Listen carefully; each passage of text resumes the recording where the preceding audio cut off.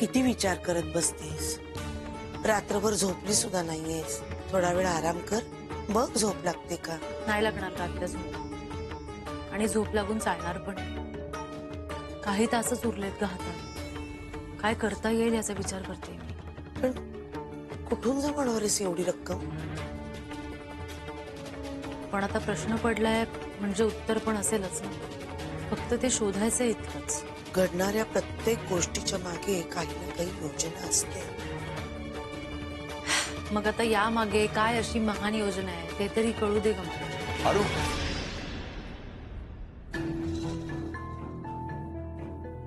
आनंदा, झालं बोलणं?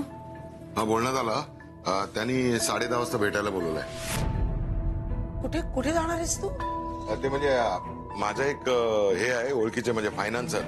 म्हणजे ते प्रायव्हेट मनी लेंडर बोलतात ना, म्हणजे सावकार. बघ, एक दरवाजा बंद झाला तर दुसरा उघडतो लगेच. आनंदा, मी तयारी करते हा. नाही, एक मिनिट. काय जरा थोडं सांगून ठेवतो आधी. हे जे सावकार लोक असतात ना, त्यांचा इंटरेस्ट रेट असतो तो जरा जास्त असतो मार्केट रेट पेक्षा. आणि पैसे परतफेड करायची वेळ आली ना, ते टायमिंगच्या बाबतीत एकदम परफेक्ट असतात. म्हणजे लेट झालं तर त्यांचे एकदम मार्ग असतात वसुलीचे, एकदम डेंजर असतात. अरे बापरे, मग तुम्ही हिला तिकडे का पाठवताय? हे नाविलाज आहे ना. ते काय बोलतात, ते नाकातोंडात पाणी गेलं म्हणून. नाही तर बाप जन्मात मी त्या माणसाकडे नेला नसतं. आयुष्यभर तुम्हाला सांगतो. हो आनंदा, माहितीये रे मला. मला फक्त आजची गरज भागवायची बस. त्यानंतर माझ्याकडनं त्यांचे पैसे द्यायचे राहिले किंवा वेळेत पैसे दिले नाही असं मी होऊच देणार नाही ना. आणि आपण आहोत ना सगळे एकत्र. इथले मेंबर्स वाढवू किंवा अजून काहीतरी सुरू करू पैसे कमवण्यासाठी. आणि आत्या, आजच्या आज 19 लाख रुपये मिळू शकणार नाहीयेत म्हणून हा असा मार्ग निवडावा लागतोय. अगं, अशा भलत्या माणसाबरोबर व्यवहार कसा करणार तू? नाही आत्या, मी असा विचार करते की संपूर्ण 19 लाखांचं कर्ज नाही घ्यायचं त्यांच्याकडून. मग जितकं कमीत कमी कर्ज घेता येईल ना तितकं घेऊया. मग हे आपण आधी का नाही केलं? सांगते, त्याआधी जरा मला अप्पूशी बोलायला हवं. मी आलेच, येते मी. अरे निघालास? हो. मला वाटलं की काल एवढी धावपळ झाली तर आज जरा उशिरा निघशील. आज तर उलट याहून लवकर जायचं होतं. ज्याच्यासाठी इतके दिवस मेहनत घेतली त्याचं फळ मिळणार आहे आज मला. ज्या कामासाठी इथे आलो होतो ना ते ऑलमोस्ट होत आलंय. मी आलो की काहीतरी सेलिब्रेट करूया. हा, चल येतो. तन्मय, हा, तू काही विसरलास का? मोबाईल पाकिट नाही, काहीच नाही. त्याबद्दल नाही म्हणत आहे मी. काल आम्हाला कुणापासून वाचवण्यासाठी म्हणून इथून घेऊन गेलास? कोणापासून धोका आहे आम्हाला? ते तुझं बँकेत काम होतं वगैरे ठीक आहे, पण त्यासाठी आमची वरात काढण्याची गरज नव्हती, नाही का? आई, मी ज्या कामासाठी इथे आलोय ते जरा. तू बस. अरे तू बस.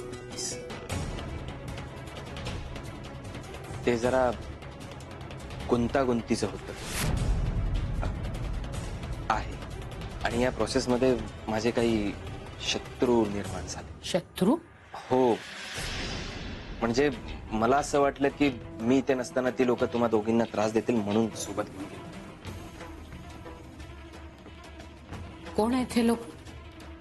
आणि ते तुझ्या वाईटावर काय आहे?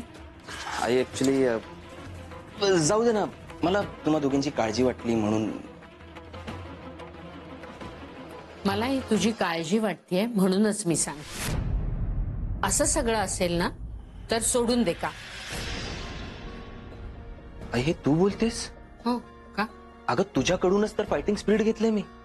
आणि आता हे सगळे अडथळे पार करत करत मी शेवटच्या टप्प्यापर्यंत पोहोचलोय, तर तू म्हणतेस की काम सोडून दे? जीवावर उदार होऊन करणे इतकं कुठलंच काम महत्वाचं नसतं. आई प्लीज, मला वाटलं तुझा माझ्या कर्तबगारीवरती विश्वास असेल.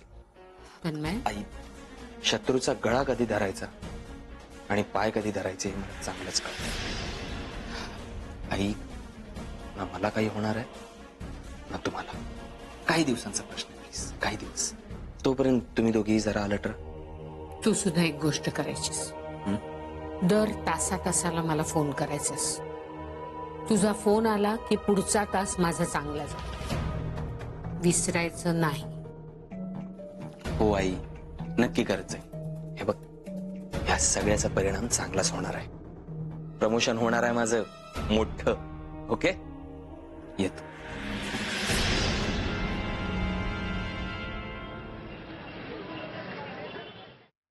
दोन मिनिटं थांबतो, मी पटकन पेपर घेऊन अगं तू येते. ऐक माझं अरे, जरा आनंदाचं कशाला? ये- मी आले 5 मिनिटं. अगं पण काय झालं हो? आरोहीला घेऊन कुठनं त्या माणसाकडे गेलो तेच मला कळत नाही. त्याने पैसे दिले नाहीत का? कर्ज द्यायला तयार होतो, पण इंटरेस्ट रेट कायच्या काय, आणि त्याला काय ते आग्रहाचे पेपर्स म्हणजे काय बोलतात ते, हा कागदपत्र पाहिजेत बोलतो. कागदपत्र का? अहो तेच ना, 101 अटी घालत होता तो, माहितीये. मी त्याच वेळी तिथं निघणार होतो, पण आरोही ऐकायला तयार नाही ना. तो आपला अटी घालतो आणि होला हो करते. अरे बापरे. कुठल्या पण परिस्थितीत काम झालंच पाहिजे म्हणत होती, आणि आता पण ती आग्रहाचे कागदपत्र घ्यायला आली इथे. अहो एवढा मोठा व्याज दर आपल्याला परवडेल का? दुसरा काही मार्ग नाहीये का? दुसरा मार्ग नाही ते बरोबर आहे हो, पण हा जो मार्ग आहे तो पण धोक्याचा आहे ना, हेही समजून घेत नाही ना. चल, अगं पण तू जरा परत विचार कर ग. आत्या मी पूर्ण विचार केलाय. मला पण माहितीये मी आजचं मरण उद्यावर ढकलते. बघा हो, पण आज सगळं नीट होतंय ना. आता उगाच बोलत नको बसूया आपण. चल प्लीज. अरे नाही नाही, चल अगं, तू काही अगं. बरं. कुठे बाहेर निघाले सर? हो, अरे हे काय लोनचंच काम करायला. 1 मिनिट, मला तुझ्याशी काही बोलायचं होतं. बोल ना. सरदेसाई काकांनी आपल्याला लोन दिलं नाही याचं कारण मला कळलं.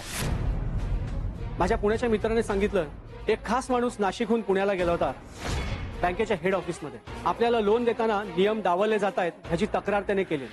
कोणीतरी जाणीवपूर्वक आपल्याला लोन मिळू नये म्हणून प्रयत्न करतंय, आणि त्यामुळेच आपलं लोन कॅन्सल झालं. पण सरदेसाई काका आपल्याला लोन देत आहेत हे मुळात कोणाला माहितच नाहीये. याचाच अर्थ आरोही की आपल्याला जे आपले मित्र वाटतायत ना, त्यांच्यातच आपला कोणीतरी शत्रू आहे. कुणाबद्दल बोलतोस तू? काय झालं?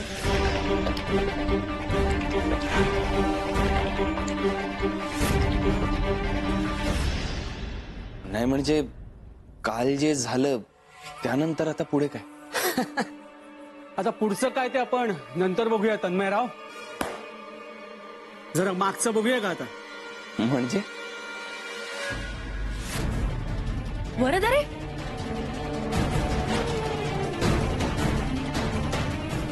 हाच तो खास माणूस जो आपल्याला लोन मिळू नये म्हणून पुण्याला गेला होता. तन्मय, खोटं आहे ना हे सगळं? हा काय सांगणार? मी सांगतो. पहिल्या दिवसापासून हा आपल्याशी खोटं बोलत आलाय. तुला म्हणाला मी फायनान्स कंपनीमध्ये आहे. मला म्हणाला मला लोन हवंय, म्हणून ह्याची ओळख मी सरदेसाई काकांशी करून दिली. फार हुशारीने याने सरदेसाई काकांकडून पुण्याच्या ब्रँचचा नंबर मिळवला. काय तन्मय, सांग हे खोटं आहे म्हणून?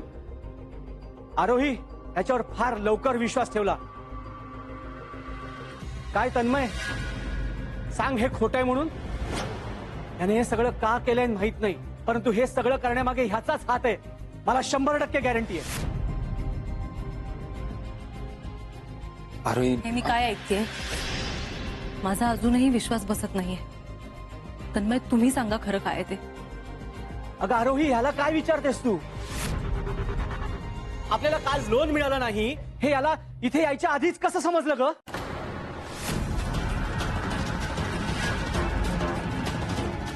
आरोही मी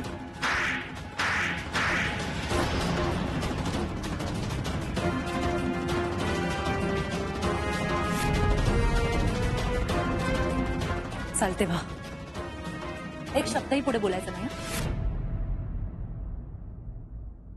मी अजून काही करण्याच्या आत चालते भा. चालते भा.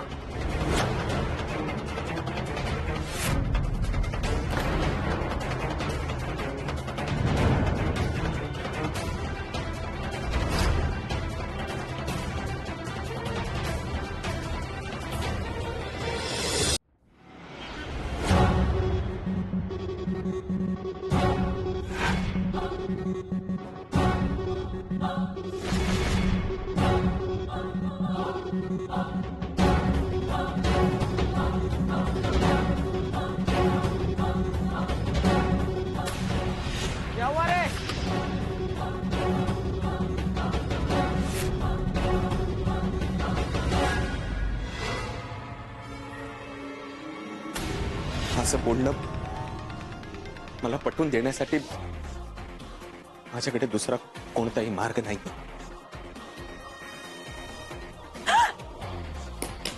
अरे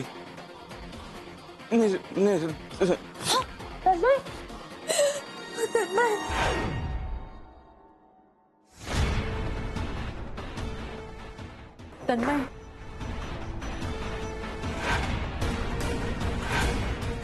काय करताय?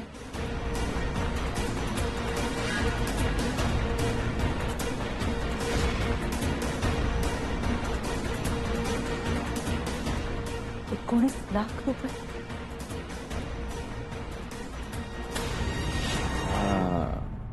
हे असं होऊ शकेल. याने जरा डॅमेज कंट्रोल होईल, पण त्याआधी मला घरी काहीतरी सेटिंग करावं लागेल.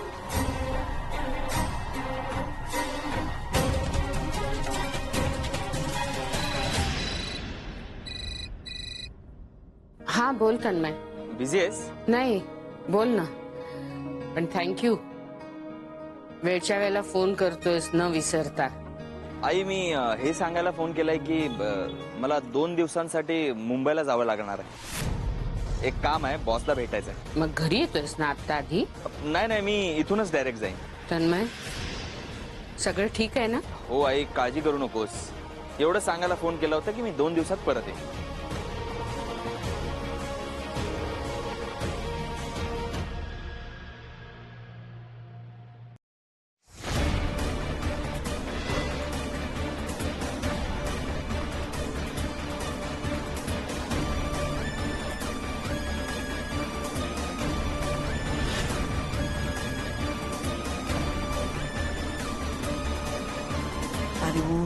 अरू ऐक माझं, झालं गेलं गंगेला मिळालं.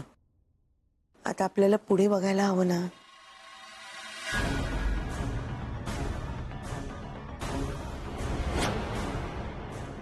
ऐक, अरे जा ना बाबा, कशाला परत आलाय आता? तू तर जातोस का आता? जातोय. जाण्यापूर्वी आरोहीशी जरा बोलायचंय. आरोहीला काहीही ऐकायचं नाहीये.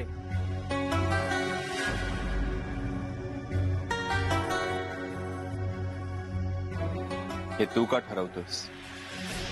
आरोहीने खरं काय ते ऐकू नये असं वाटतंय का तुला? आरोही, हे खरं आहे की मी पुण्याला गेलो होतो, पण तुमचं लोनचं काम होऊ नये म्हणून नाही. माझी आई आजारी होती म्हणून तिला डॉक्टरकडे घेऊन गेलो होतो. आणि हो, मी सरदेसाईंना भेटलो, पण माझं खरंच त्यांच्याकडे काम. हे बाबा, तुझ्या या खोट्या गोष्टींवर आमचा आता विश्वास बसणार नाहीये. माझं बोलणं खोटं असेल, पण मग तुझं आरोहीवर प्रेम आहे हेही खोटं आहे.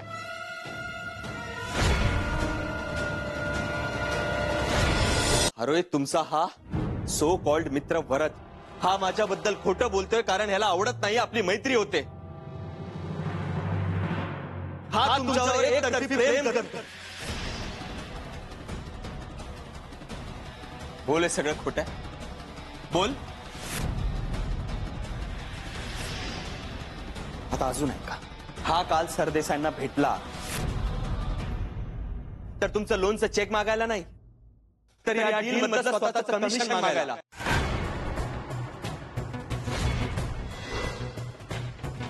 त्यांनी ते द्यायला नकार दिला आणि लोनही कॅन्सल केलं.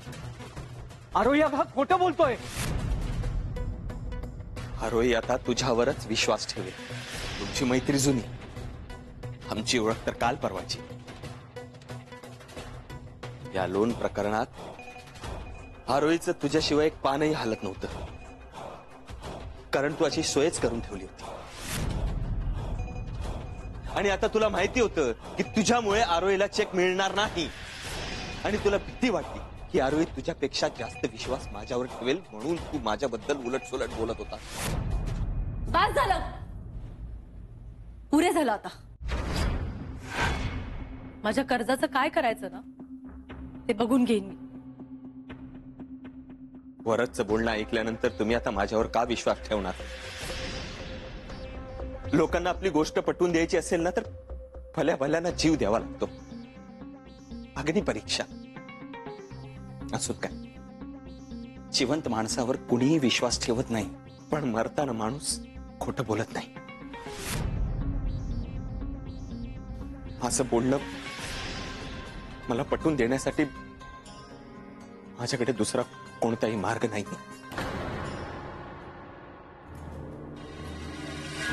अरे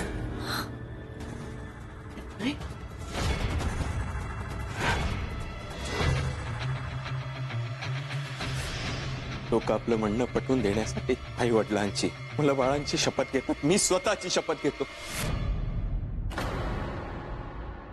वरातने जे माझ्याबद्दल सांगितलं ते जर खरं असेल तर आज आत्ता इथे सचिन.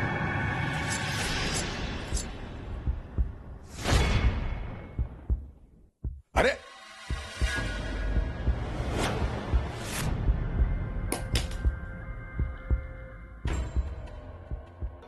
तन्मय,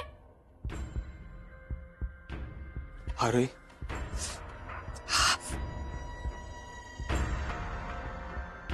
मी खरं सांगतो, मी पुण्याला गेलो होतो, पण तुम्हाला वाटतंय त्या कारणासाठी नाही.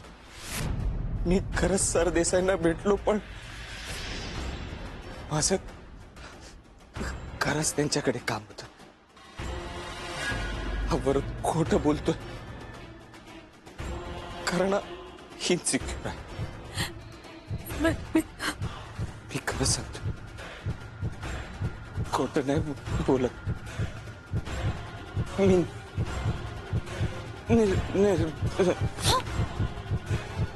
तन्मय